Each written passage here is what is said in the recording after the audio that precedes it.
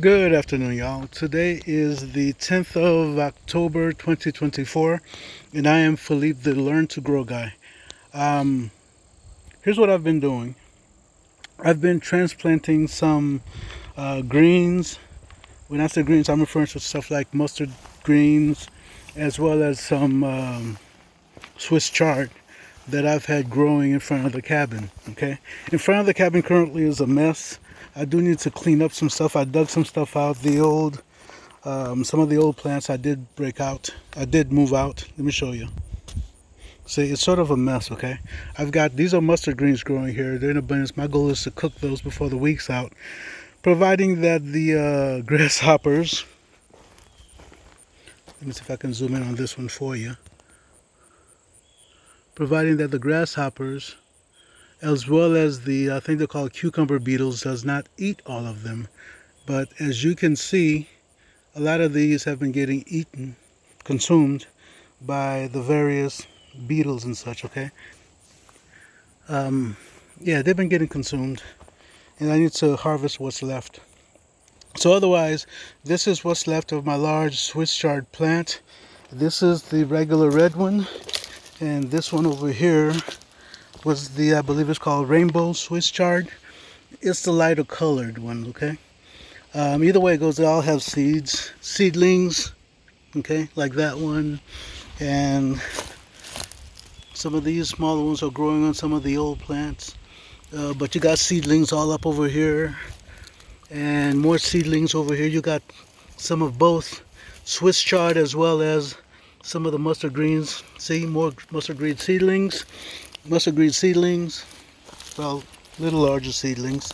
But I've got a nice little sea of mustard green seedlings growing all up over here, okay? These were the ones that fell to the ground much earlier. So anyway, what I've been doing is harvesting some of the ones from here and taking them to the garden beds in the rows over there. Let's go for a little walk, and I'll show you what I've been doing. They don't look too good. I'm just giving you a heads up, okay? They don't look too good. I just finished transplanting them, and I give them a little water, and so they're a little down, okay? Let me show you something else.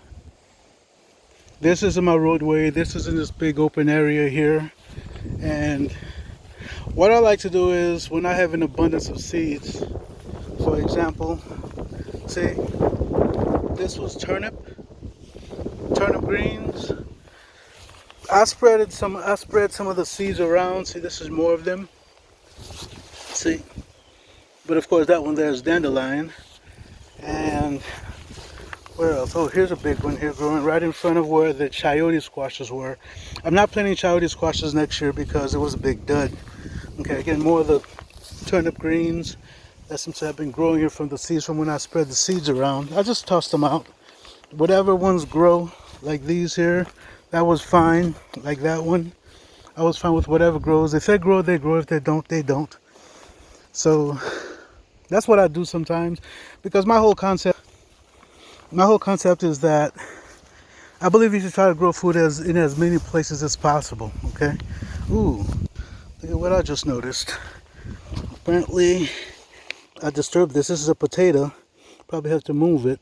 It's a potato I left in the ground from last year. As in fact, I need to move it or build up the bed in this area here back up so that it still remains covered and doesn't die when it freezes.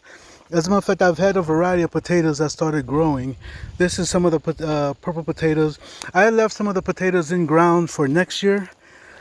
However, when we got that deluge of rain not too long ago, some of the potatoes started coming up. And it's not when I want them to grow. That's purple.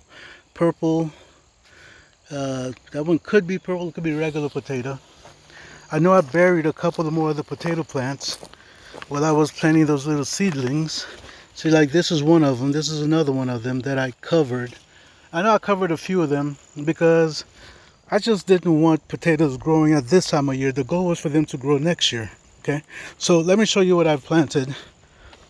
Well, what I've transplanted. I'll start with these here, okay? See them? Some of them are not doing too good. And I didn't water these initially until today. And it's been many, many days since I've planted these, okay? And most of them are doing fine, even though I did not water them, okay? And so I just give them a little bit of water, and I'm trusting that they're going to grow and do what they're supposed to do. Now, this whole part of the garden here, since it's the fall, this whole part of the garden here, it's shade, okay? At this point it's shade. At this time of day it's shade. It's about 1 something in the afternoon here. This is shade. It received some sun earlier, but even then it was not the full blast of sun. So this is typical what this would be like in the spring, or well, early spring. And this is like fall where we're at right now. Anything that would be growing in here needs to be finishing up by now, so that whatever is going to go in for next year, or prepping the grounds for next year, that's what would happen. Okay, so anyway, this is the ones I've done today. Okay, these are the ones that are, as you can see, very similar to the ones growing in front of the cabin. Only thing is I just water these, and because I extracted them from the grounds, they're a little wilty, but I'm fine with that. They'll bounce back in a day or two. Okay, they'll bounce back in a day or two. All right, I'm not too concerned about them. The whole idea is that I put them in the ground. All right, that's the, how do you call them? That's the mustard greens. And over here is the Swiss chard. Okay, that's one of them here, another one there. See that they look like they're not doing too good. Again, they were just transferred. Okay, they were just transferred. This one's completely covered, and this one's covered, and this one's got a little bit of leafy part right there from when I watered them, and this one too. But they'll bounce back. All right, they'll all bounce back, and when they do, this one looks like it's doing real bad. Okay, but typically they'll bounce back. Okay, but here's the thing. Why am I planting Swiss chard in the fall? Well, for one thing, those fell from the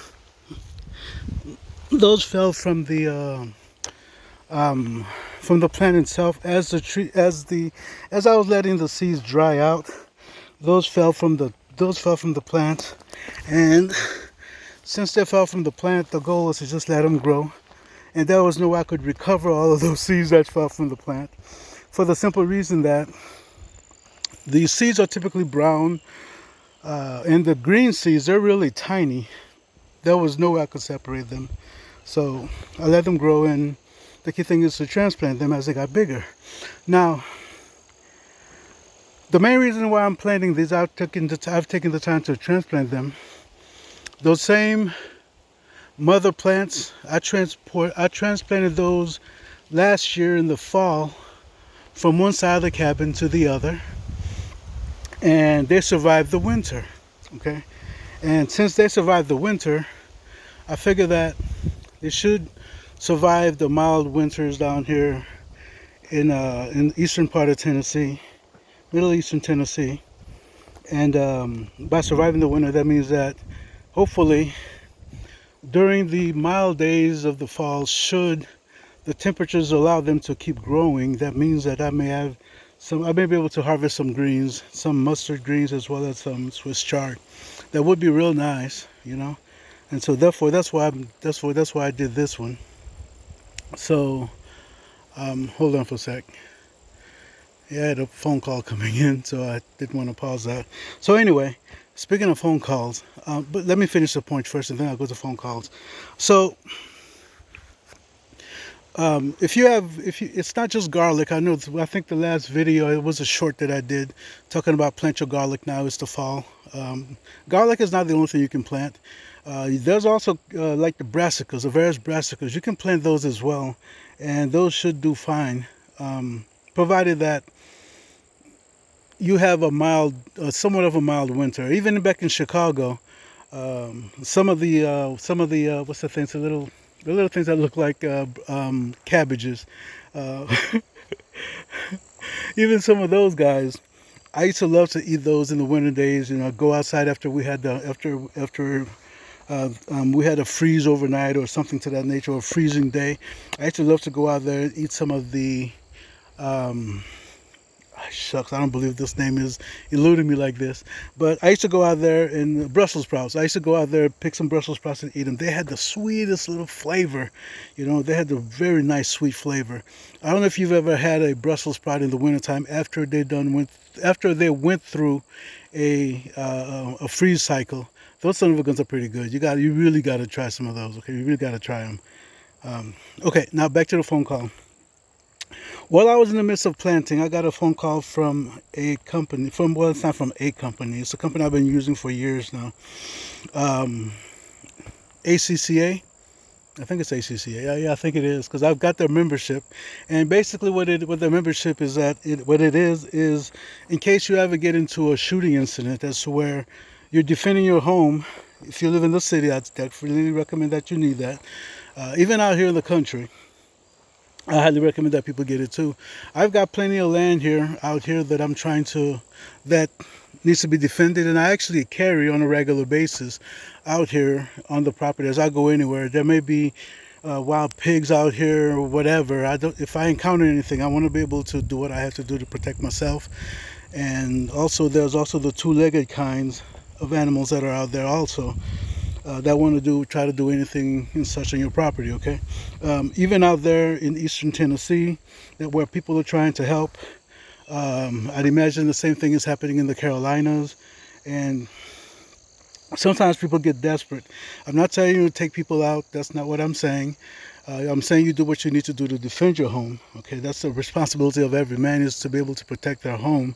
But what I'm saying is that if you should have a need to do so,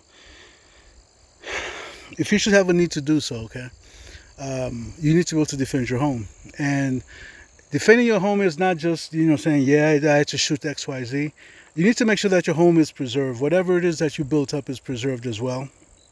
I'm saying that because odds are, if you have to shoot somebody, odds are the person's family is going to want to sue you, okay? Which means that you may have been justified by the court system, and that's where you don't have to spend jail time because you shot somebody, or you, God forbid that you take somebody's life. But you also need to be able to defend your home as well, and USCCA, they actually take care of that. I don't know what I said earlier, but it's USCCA. Okay, they'll defend you and protect your home, and defend your home should anybody decide that they want to do a civil lawsuit against you as well. Okay, so my viewpoint, I mean, I don't get paid, I'm not getting paid for this. Okay, I just want you to be aware, I'm not getting paid for this. It's just a service that I actually enjoy having. The young lady who called, she was a very nice young lady. Apparently, after I moved down here from Chicago, I had forgotten to give them my correct credit card. So when the time came for my annual renewal to come up, and they tried to process it, it didn't go through. So I had to give them an updated credit card. Young lady, if you're watching, hello, how you doing? This is Philippe. Okay. So anyway, you got to be able to defend your home, okay? You got to be able to defend your home. You got to be able to defend yourself as well. I know that I only have, I don't have 100 people who are subscribed to this channel as of yet. But for me, my viewpoint, I think they're a company worth mentioning.